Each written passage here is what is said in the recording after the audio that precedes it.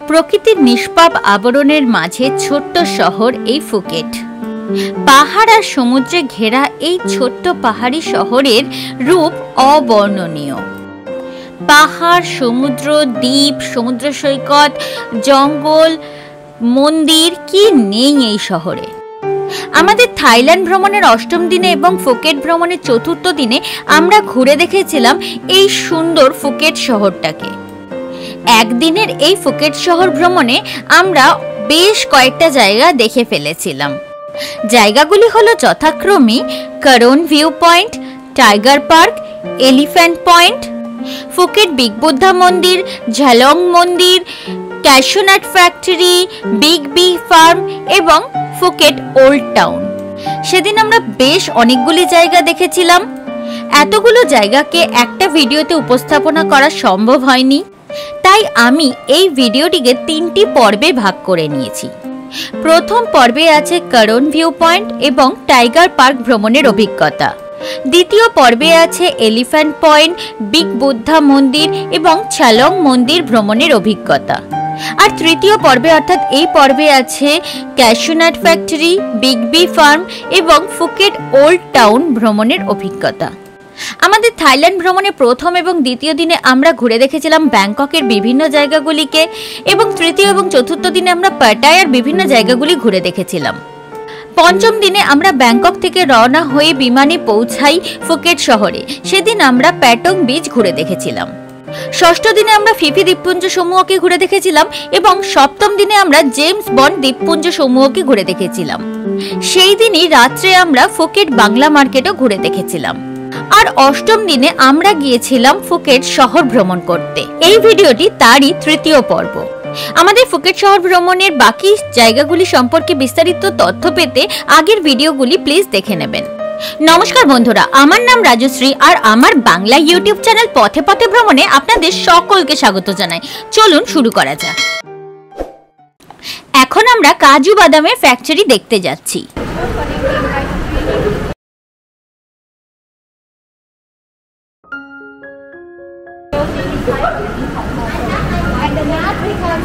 Of the staff, we can see of the staff cutting by hand, only handmade, no machine, one by one only. This is take off already inside our nut like this. Our nut like to hold our nut all together. Go inside the factory. Factory inside cooking by for the machine. It's a raw test by for the machine. And the make of the flavor by the machine also. She working to buy hand 8 hours per day. 8 hours per day. And they get for the nut maybe about 10 kilo for one person. The sale here only. Okay. Working here, sale here, factory here, and the sale here only. এখানে ওনারা আমাদেরকে বিভিন্ন রকমের স্বাদের কাজু বাদাম test করিয়েছিলেন। যদি কোনো কাজু বাদাম এখানে আপনার ভালো লেগে থাকে তাহলে আপনি সেটা কিনতে পারেন। এখানকার কাজু বাদামগুলি বিভিন্ন ফ্লেভারের ছিল, যেমন কোনোটা ঝাল কাজু, কোনোটা মিষ্টি কাজু, কোনোটা নোনতা কাজু, এরকম আরও অনেক ফ্লেভারের ছিল। আবার চকলেট কাজুও ছিল। কি ঝাল লাগো,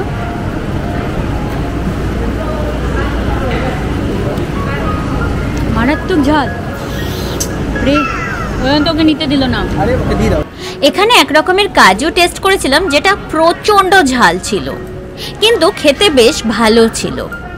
কাজু ছাড়াও এখানে ওনারা বাদাম, আখরোট এগুলোর ওপরেও বিভিন্ন আইটেম বানিয়েছিলেন।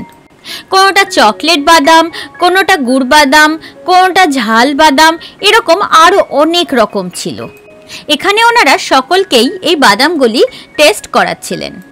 যদিও এখানে চকলেটের বাদাম বা চকলেট দেওয়া কাজু কোনোটাই আমরা টেস্ট করিনি, কিন্তু এখানে আখরোটের উপরে চকলেট দেওয়া বা বাদামের উপরে চকলেটের আস্তরণ দেওয়া বা কাজুর উপরে চকলেটের আস্তরণ দেওয়া চকলেট বিক্রি হচ্ছিল। এখানে আমরা শুধু বিভিন্ন ফ্লেভার দেওয়া কাজু টেস্ট করেছিলাম। ফ্লেভার দিয়েছে, এটা গুড় বাদামটা। আমাদেরকে ওনারা কেবলমাত্র কয়েকটা ফ্লেভারই টেস্ট করিয়েছিলেন। এই ফ্লেভারগুলো ছাড়াও কিন্তু এখানে প্রচুর রকমের ফ্লেভার দেওয়া কাজু ছিল। বিভিন্ন কাজুর কোয়ালিটিও আলাদা ছিল, টেস্টও আলাদা ছিল। তবে আমরা এই কাজু, চকলেট এগুলো প্রচুর পরিমাণে ব্যাংকক থেকে কিনে নিয়েছিলাম। থাইল্যান্ডের চকলেট খুব বিখ্যাত, তাই আমরা ব্যাংকক থেকে অনেক চকলেট কিনেছিলাম। তাই এখান থেকে আমরা আর কোনো চকলেট কিনিনি। আর ব্যাংককের জিনিসগুলোর দাম একটু কমও ছিল, এখানে কিন্তু সমস্ত কিছুর দাম একটু বেশি ছিল।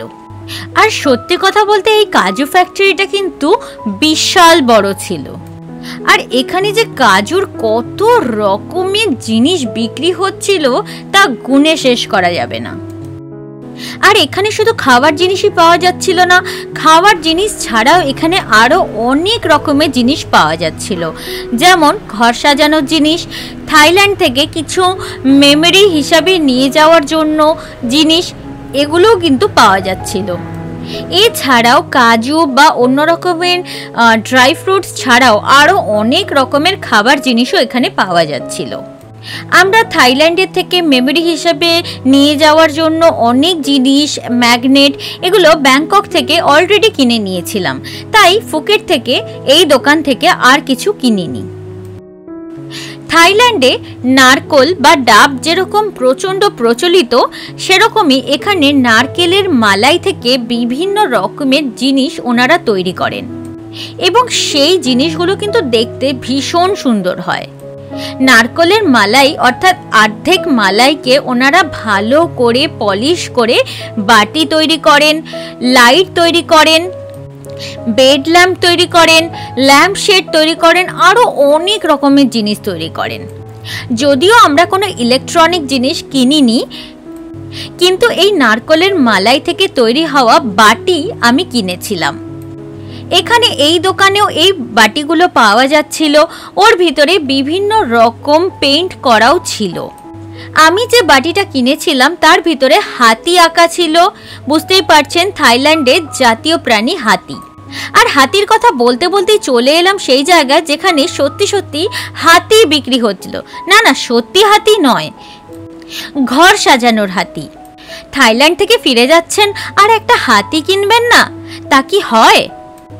এখানে বিভিন্ন রকমের সুন্দর সুন্দর হাতি কিন্তু বিক্রি হচ্ছিল, আপনি চাইলে এটা কিনতে পারেন। আমি এরকম একটি হাতি ব্যাংকক থেকে কিনেছিলাম।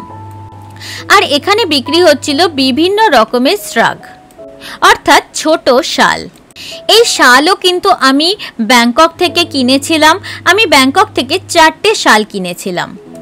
আর দেখুন এখানে কি সুন্দর সুন্দর হাতে বানানো জিনিস ওনারা বিক্রি করছিলেন। এখানে এই দোকানে জামা কাপড়ও বিক্রি হচ্ছিল। এখানে কিন্তু প্রচুর মানুষ এই সুন্দর সুন্দর ড্রেসগুলো কিনছিলেন। তবে সত্যি কথা বলতে কি, এই ড্রেসগুলো কিন্তু ইউনিক ড্রেস ছিল, আমার বেশ ভালো লেগেছিল। আর দেখুন এই যে বাটিগুলো দেখছেন, এগুলোই কিন্তু নারকেলের মালা থেকে তৈরি। আর এর উপরে বিভিন্ন রকমের কারুকার্য করা, পেইন্টিং করা। আর এগুলোতে দেখুন, এগুলো থেকে আপনি বুঝতে পারবেন যে এগুলো নারকেলের মালা থেকে তৈরি, এগুলোতে কোনো পেইন্ট করা নেই। আর নিচেরগুলোতে দেখুন কি সুন্দর সুন্দর পেইন্ট করা রয়েছে, দেখতে আমার এগুলো ভীষণ ভালো লাগছিল। সত্যি কথা বলতে এগুলো যেহেতু নারকেলের মালা থেকে তৈরি, আপনি কিন্তু এগুলো ব্যবহারও করতে পারবেন। এবার আমি আপনাদেরকে শালের কথাটা বলি। আমি এখানে শ্রাগ অর্থাৎ ছোট শালগুলো কিনেছিলাম।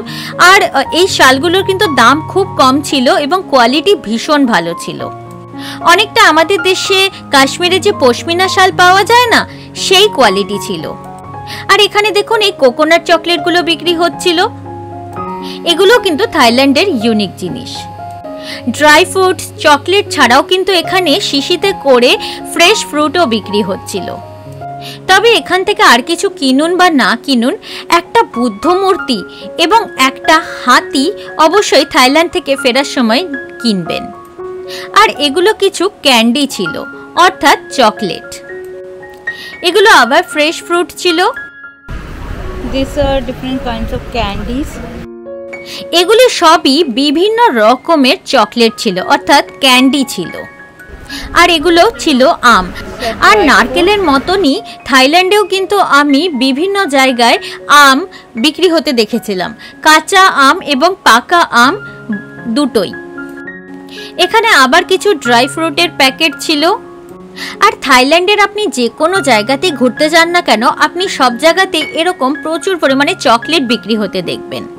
আর আমার মতে আপনার এই চকলেটগুলো কেনাও উচিত, কারণ এই চকলেটগুলোর স্বাদ কিন্তু অনন্য। এখানে এক রকমের চকলেট পাওয়া যায় যেগুলো একদম ফল থেকেই তৈরি, অর্থাৎ চকলেটের প্যাকেটের ভিতরে পুরো ফলটাই থাকে। আমি এরকম একটা চকলেট কিনেছিলাম যেটার মধ্যে লেখা ছিল পাম চকলেট, কিন্তু আসলে ওর ভিতরে পাম ফলটাই ছিল, কোনো চকলেট বা কোনো রকম আর্টিফিশিয়াল জিনিস কিন্তু ওখানে ছিল না। এখন আমরা হানি ফার্ম বা মধুর ফ্যাক্টরিতে চলে এসেছি। এটার নাম হলো বিগ বি ফার্ম ফুকেট। আমরা প্রবেশ করলাম এই ফার্মের ভিতরে। এখানে ঢুকতেই ওনারা আপনার গায়ে এরকম স্টিকার লাগিয়ে দেবে। আমরা একসঙ্গে যতজন এসেছিলাম সকলেরই গায়ে ওনারা এরকম স্টিকার লাগিয়ে দিয়েছেন। আর এই জায়গাটায় ঢুকেই মনটা ভীষণ ভালো হয়ে গেল, কারণ এই জায়গাটা পুরোটাই ন্যাচারালি সাজানো, চারিদিকে প্রচুর গাছগাছালি ছিল এখানে। আর এখানে দেখুন এরকম একটা বড় মৌমাছি স্ট্যাচু তৈরি করা রয়েছে। কাজু, হানি, কফি, তিনটা ফ্যাক্টরি দেখাবে। কফি এর পরে নিয়ে যাবে। কাজু দেখা দাও, হানি, এরপরে অবশেষে আমরা প্রবেশ করলাম এই মধু ফ্যাক্টরির ভেতরে। এখানে ঢুকতেই প্রথম যে অনুভূতি হলো সেটা হলো এটা ফ্যাক্টরি কম দোকান বেশি।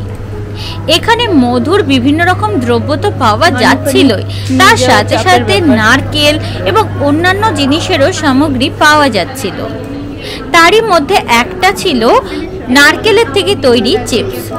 আর এখানে একজন কেমন করে মধু তৈরি হয় সেটা দেখাচ্ছিলেন, কিন্তু আমাকে রেকর্ড করতে দেননি। সে যাই হোক, এই জায়গাটা কিন্তু খুব সুন্দর করে সাজানো ছিল। এই মধু খামারের ভিতরের থেকেও আমার বাইরেটাই বেশি ভালো লাগছিল। আর এখানে একটা হস্তচালিত মধু নিষ্কাশন যন্ত্র রাখা ছিল। আর এখানে দেখুন গাছগাছালির মধ্যে কি সুন্দর করে বিগ বি ফার্ম লেখা। আর বাইরে বেরিয়ে দেখি যদ্দূর অবধি চোখ যাচ্ছে শুধুই বিভিন্ন রকমের ছোট বড় গাছে ভরা। আর হাঁটতে হাঁটতে চলে এসেছি সেই বড় মৌমাছিটার কাছে। চারিদিকে এই সুন্দর সুন্দর গাছগাছালির মাঝে এই মৌমাছি স্ট্যাচুটা কিন্তু বেশ ভালো লাগছিল। এরপরে ওনারা আমাদেরকে কফির ফ্যাক্টরিতে নিয়ে যাবেন বলেছিলেন, কিন্তু পৌঁছে বুঝলাম এটা কোনো কফির ফ্যাক্টরি তো হতে পারে না, কারণ এখানে যিনি আমাদের গাইড করছিলেন তিনি তো আমাদের শুধু গয়না দেখাচ্ছিলেন। প্রথমে তো ভেবেই পাচ্ছি না কফির ফ্যাক্টরিতে গয়না কি করছে, আর উনি আমাদেরকে এত গয়নাই বা কেন দেখাচ্ছেন। পরে বুঝতে পারলাম এটা কোনো কফির ফ্যাক্টরি নয়, কফির দোকানও নয়, এটা একটা গয়নারই দোকান। এখানে ওনারা আমাদেরকে গয়না দেখানোর জন্যই নিয়ে এসেছেন। এটাই হলো প্যাকেজ বুক করে কোথাও যাওয়ার ডিসঅ্যাডভান্টেজ। আপনি যেখানে যেতে চান না সেখানেও আপনাকে বাধ্য হয়ে যেতে হবে, শুধু শুধু সময় নষ্ট হবে। আমরা যতজন একসঙ্গে এই ট্যুরে গিয়েছিলাম আমাদের মধ্যে কেউই কিন্তু এখান থেকে গয়না কেনেননি। তা সত্ত্বেও আমাদেরকে ওনারা এই পুরো গয়নার দোকান ঘুরিয়ে ফিরিয়ে দেখিয়েছিলেন। আর কেই বা এত দামি গয়না হঠাৎ করে এখান থেকে কিনবেন। তবে আমাদের গাইড যে আমাদেরকে কফি গার্ডেন বলছিলেন, সেটা কেন বলছিলেন পরে বুঝতে পারলাম। এই পুরো সোনার দোকানটা ধৈর্য ধরে ঘোরার জন্য শেষে ওনারা আমাদেরকে 1 কাপ করে কফি খাইয়েছিলেন। এরপরে এলাম আমরা আমাদের পরবর্তী গন্তব্যে। এখানে ওনারা আমাদেরকে বলছিলেন কোনো ভিউ পয়েন্ট আছে। পরে জানতে পারলাম এখানেও কোনো ভিউ পয়েন্ট আসলে নেই। এটা হলো ফুকেট ওল্ড টাউন। কিন্তু সত্যি কথা বলতে এই জায়গাটা কিন্তু ভীষণ সুন্দর ছিল। এখানে আপনি চীনা এবং পর্তুগিজ ধরনের অনেক বাড়ি দেখতে পাবেন।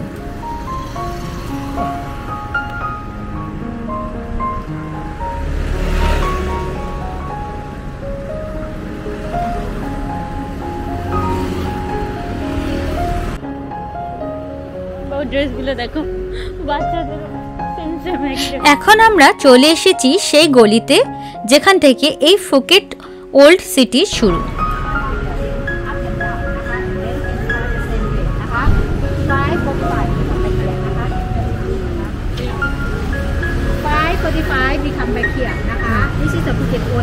Okay.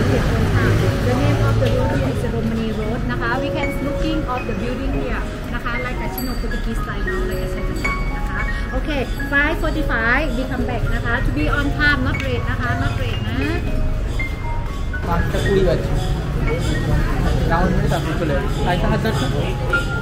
এখানে আপনি চীনা এবং পর্তুগিজ ধরনের অনেক বাড়িঘর দেখতে পাবেন, কিন্তু তার মধ্যে অনেকগুলি এখন রেস্টুরেন্ট, হোটেল, দোকান, মিউজিয়ামে বদলে গেছে। কাজেই আমরা যে এখানে এত দোকান, রেস্টুরেন্ট দেখছি, এগুলোই আসলে সেই বাড়িগুলো। আবার দোকান, কি বললো ভিউ পয়েন্ট? কিছু বাড়িতে এখনো পর্তুগিজ ছাপ থাকলেও কিছু বাড়িতে কিন্তু একেবারেই সেই ছাপ নেই, পুরোপুরি ওনারা নতুনভাবে তৈরি করে নিয়েছেন। এই শহরটির সবচেয়ে কাছের সমুদ্র সৈকতগুলি হলো প্যারচং, ক্যারন এবং কাটা। অন্যরকম, হ্যাঁ, কিন্তু এই শহরটা কিন্তু একটু অন্যরকম ছিল। আমাদের কিন্তু এই শহরের মধ্যে দিয়ে, অর্থাৎ এই গলির মধ্যে দিয়ে ঘুরতে বেশ ভালো লাগছিল। আর এই বাড়িটা দেখুন, ফুল দিয়ে কি সুন্দর করে সাজানো। এখানে অনেকেই দাঁড়িয়ে ছবি তুলছিলেন। এখানে অনেক বাড়ির দেওয়ালে এবং সাধারণ দেওয়ালেও অনেক সুন্দর সুন্দর ছবি আঁকা ছিল। এবার এই শহরের ইতিহাসটা আপনাদেরকে একটু বলে দিই। এই ফুকেট শহর একদা টিনের খনির জন্য বিখ্যাত ছিল। আর এই টিনের খনির জন্য এখানকার স্থানীয় মানুষেরা তো এসেই ছিলেন, তাছাড়াও দেশ বিদেশ থেকে আরও অনেক মানুষ এখানে এসেছিলেন, যেমন চীনা, মালয়েশিয়ান, ভারতীয়, ইউরোপিয়ান এবং সি জিপসিস। এবং এই সকলের মিলনে এখানে একটি অনন্য সম্প্রদায় তৈরি হয়েছিল, যার নাম ছিল বাবা সম্প্রদায়।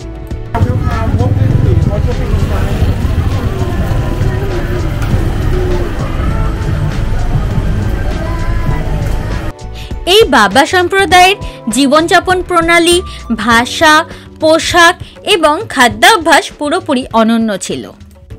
এই সম্প্রদায়ের অর্থাৎ বাবা সম্প্রদায়ের প্রথম প্রতিষ্ঠা হয়েছিল হকিয়ান টিন খননকারীদের সঙ্গে সিয়ামিস অর্থাৎ থাই স্থানীয় মহিলাদের মিলনে। এবং প্রাচীন এই শহরের মানুষেরা অর্থাৎ ওনাদের বংশধররা এখনও এই শহরে অর্থাৎ ফুকেট ওল্ড সিটিতে বসবাস করেন। 16 শতকে ইউরোপীয়রা এই ফুকেট শহরে টিনের ব্যবসায় লিপ্ত হয়েছিলেন। 18 শতক আস্তে আস্তে এখানকার বেশিরভাগ টিনের খনন কার্যই চীনা হকিয়ানদের হাতে চলে গিয়েছিল, যারা এই শহরটা তৈরি করার জন্য দায়ী।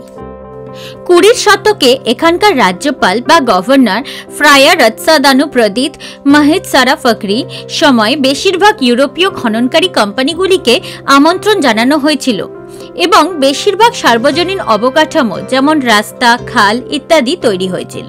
এখানকার সিনো পর্তুগিজ ধরনের অনেক বাড়িকেই পুনরুদ্ধার এবং সংরক্ষণ করা হয়েছে, বিশেষত দোকানঘর এবং প্রাসাদ সমূহকে। এখানকার প্রথম বাড়িটি বা দোকানটি কবে তৈরি হয়েছিল সে সম্পর্কে সঠিক ধারণা কারোরই নেই, তবে বিভিন্ন ছবি এবং তথ্য থেকে জানা যায় রাজা রাম 5 অর্থাৎ 1853 থেকে 1910 সালের মধ্যে এখানকার এই শহরটি মোটামুটি তৈরি হয়ে গিয়েছিল। আর আজকের মতন এই ভিডিওটি আমি এখানেই সমাপ্ত করছি, আর এর সাথেই সমাপ্ত হচ্ছে আমার থাইল্যান্ড ভ্রমণ পর্বগুলি। ভিডিওটি কেমন লাগলো তা কমেন্ট করে অবশ্যই জানাবেন। যদি ভিডিওটি ভালো লাগে থাকে তাহলে অবশ্যই ভিডিওটিকে একটি লাইক করবেন, নিজেদের বন্ধু বান্ধব এবং পরিবারবর্গের সাথে ভিডিওটি শেয়ার করবেন এবং এই ধরনের ভিডিও আরো দেখার জন্য চ্যানেলটিকে অবশ্যই সাবস্ক্রাইব করবেন এবং সাবস্ক্রাইব করার সময় বেল আইকনটা অবশ্যই প্রেস করবেন, তাতে আমি যখনই কোনো ভিডিও আপলোড করব তার ইনস্ট্যান্ট নোটিফিকেশন আপনার কাছে পৌঁছে যাবে।